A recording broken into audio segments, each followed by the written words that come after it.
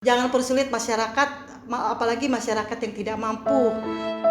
Untuk masuk ke rumah sakit nggak usah harus ke sono ke sini. Halo sahabat, balik lagi di segmen kedua kita, Ngulik Asik. Kali ini kita akan membahas mengenai BPJS, Badan Penyelenggara Jaminan Sosial.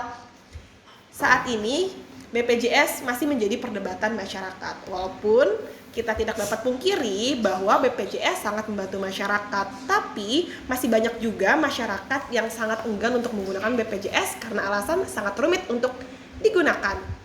Kali ini kita kedatangan salah satu sahabat Yeci yang merupakan relawan BPJS, juga termasuk dengan Kopmas, Koalisi Perlindungan Kesehatan Masyarakat, yaitu Mbak Rita Nurini. Halo Mbak, apa kabar? Halo, alhamdulillah baik. Sekarang lagi sibuk apa nih Mbak? Aku lagi sibuk bantu masyarakat untuk mengedukasi masyarakat yang susah masuk ke rumah sakit. Oke Mbak, kenapa sih Mbak BPJS itu penting banget? Karena pemerintah sudah membuat jaminan sosial kesehatan masyarakat dengan berasaskan gotong royong.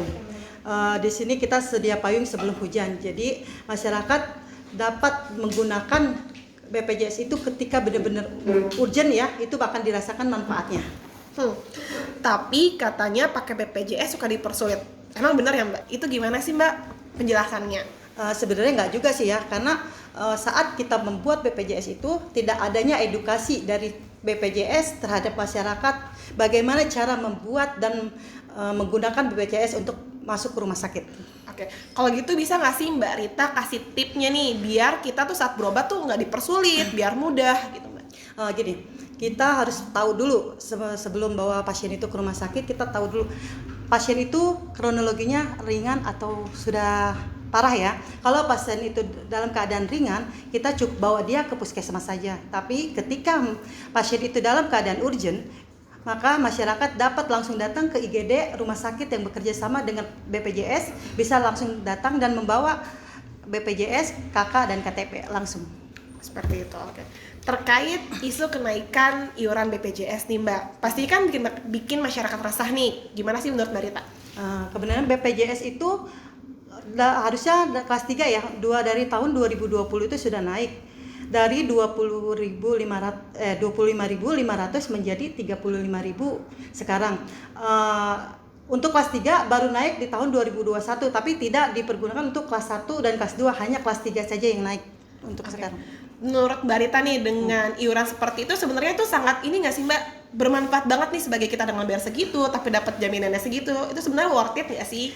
Sebenarnya gini ya, dengan harga kelas 3 ya 35.000 itu sebenarnya worth it banget ya, karena banyak yang kita dapatkan dengan menggunakan kartu BPJS itu. Ketika kita benar-benar sakit yang benar-benar harus mengeluarkan uang banyak, kita dapat dibantu dengan BPJS itu dengan harga gratis tanpa bayar lagi.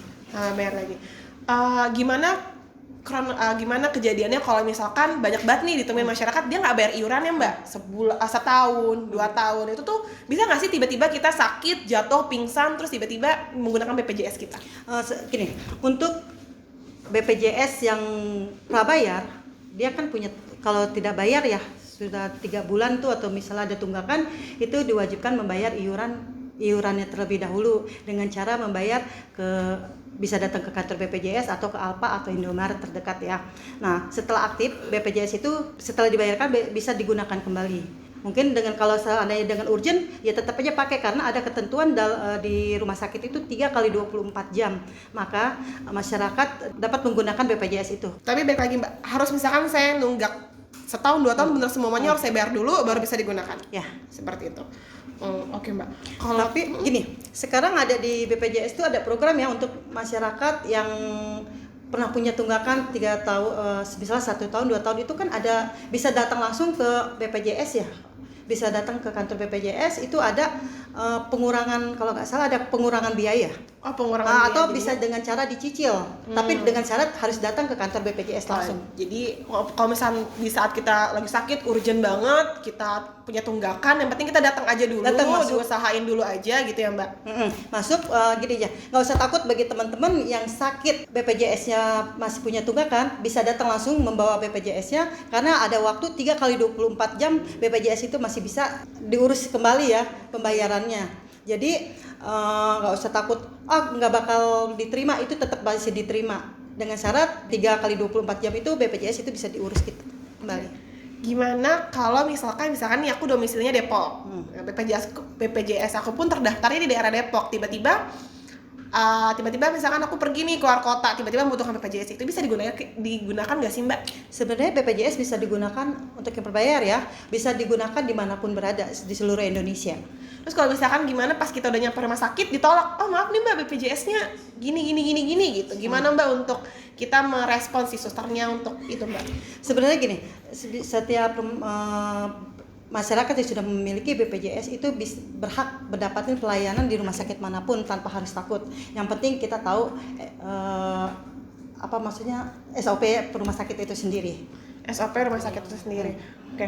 Kalau terkait ini Mbak, saya pun juga pengguna BPJS. Saya menggunakan itu di saat saya urgent. Tiba-tiba ada nih pas saat udah keluar, Mbak ini nggak di cover Mbak sama BPJS gitu. Nanti Mbak nambah ya gitu. Mbak ini nggak di cover Mbak, atau Mbak ada biaya ininya nih Mbak, biaya ronsen atau apa yang nggak tercover karena biaya BPJS cuma segini. Sebenarnya apakah itu benar seperti itu? Apakah sebenarnya BPJS benar-benar pure free?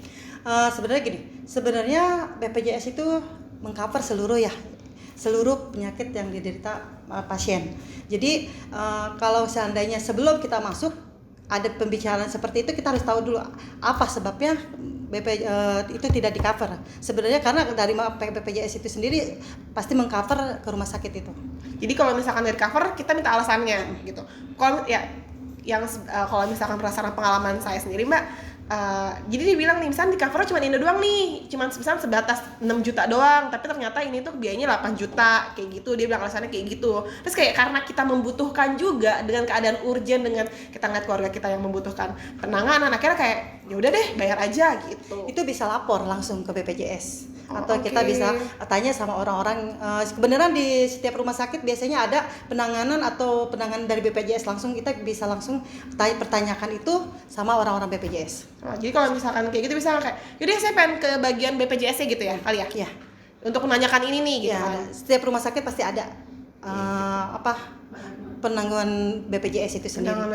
Jadi nggak usah takut ya. Jadi kalau misalnya dipersulit atau ini, kita bisa lapor langsung, karena di BPJS setiap orang yang sakit itu pasti nggak ada namanya istilah ini ini harus dibayar, yang ini gratis, itu nggak ada. Yang saya tahu itu di cover semua. Di cover semua. Ada nggak sih Mbak? Kan Mbak ini udah jadi relawan BPJS nih, cerita-cerita unik atau cerita-cerita yang menurut Mbak jadi suatu pengalaman menarik nih buat Mbak yang bisa di-share untuk sahabat YC. Gini, yang unik saat ini karena kita di masa pandemi ya COVID-19 ini, banyak sekali sekarang periode kedua ya kalau nggak salah ya, masyarakat susah untuk masuk cari rumah sakit yang isolasi COVID ya. Kebanyakan rata-rata mereka bilang kamar penuh gitu. Jadi di sini kami dari tim, aku sendiri ya sebagai relawan, sebagai tim Kopmas juga berusaha bagaimana masyarakat itu bisa mendapat pelayanan dengan baik, bagaimana mereka tidak diombang-ambing ke sana ke sini untuk mendapatkan pelayanan kelas itu. Sebenarnya kalau dibilang kelas itu tidak ada juga enggak juga sih ya, kalau kita ngerti paham prosedur semua itu. Seperti itu Mbak.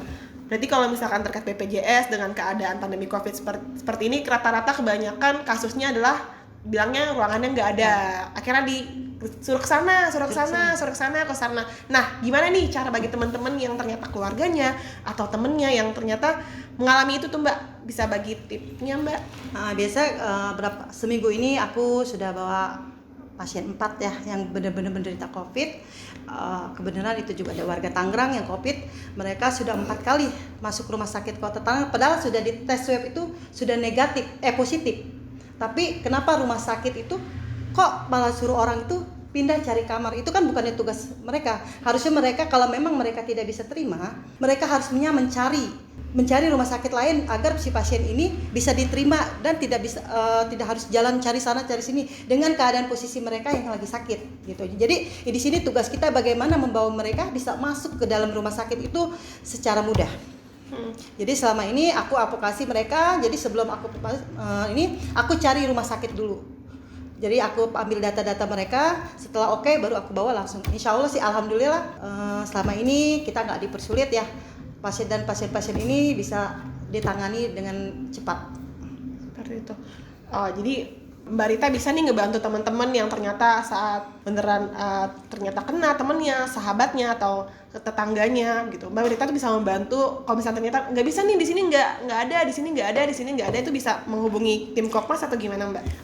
Untuk teman-teman mungkin yang rada susah, bagaimana misalnya ada salah satu warganya atau saudaranya yang terkena COVID-19, mungkin cari kamar susah, bisa hubungin tim Kopmas di sini ya. Di Nomor nomornya telepon berapa? aku di 0812 1272 9975. 75. Mbak Rita Nurini. Dengan saya Rita Nurini.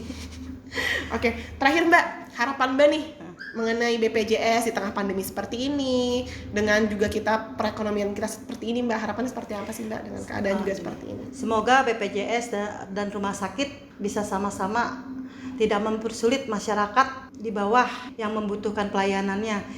Intinya buat aku, jangan persulit masyarakat, apalagi masyarakat yang tidak mampu untuk masuk rumah sakit, nggak usah harus ke sono ke sini. Terimalah dia dengan baik karena mereka butuh pertolongan tangan kita. Oke Mbak, makasih udah banyak-banyak cerita nih sama kita. Terakhir dari aku, biasakan menghindari hoax dengan mengkonsumsi, memproduksi, dan menyebarkan berita baik. Sampai jumpa di episode ngulik selanjutnya. Dadah!